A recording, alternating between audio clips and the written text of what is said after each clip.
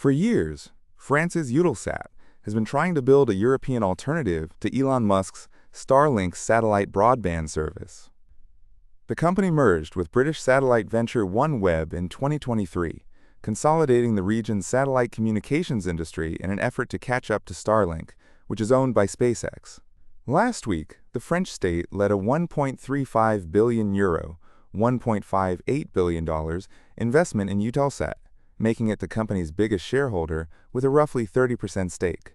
Europe largely lags behind the US in the global space race.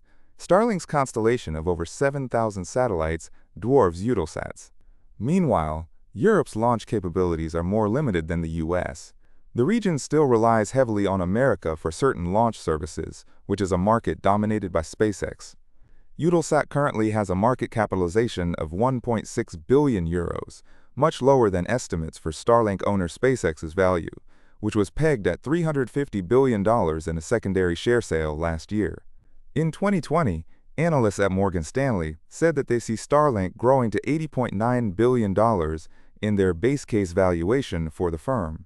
Luc Kehoe, industry analyst at network monitoring firm Ookla, said France's investment in Eutelsat shows the country is now treating Eutelsat less like a commercial telco and more like a dual-use critical infrastructure provider and a strategic asset in the European Union's push for technological sovereignty.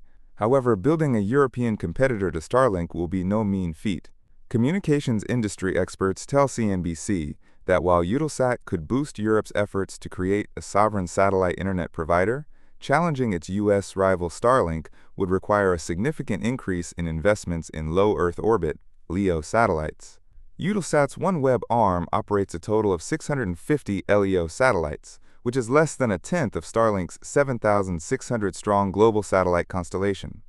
To offer greater capacity and coverage, Eutelsat needs to increase the number of satellites in space, a task made more difficult due to the fact that many of OneWeb satellites are nearing the end of their lifespan and will need to be first replaced before growing the constellation's size.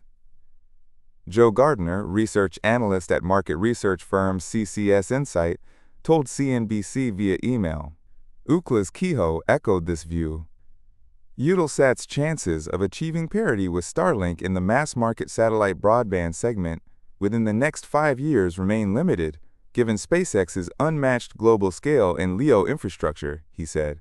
Even with the latest injection of capital from the French state, Eutelsat continues to lag behind Starlink in several key areas, including capital, manufacturing throughput, launch access, spectrum, and user terminals.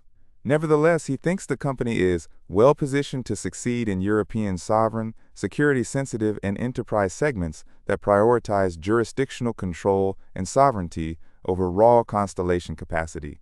The enterprise segment refers to the market for corporate space clients.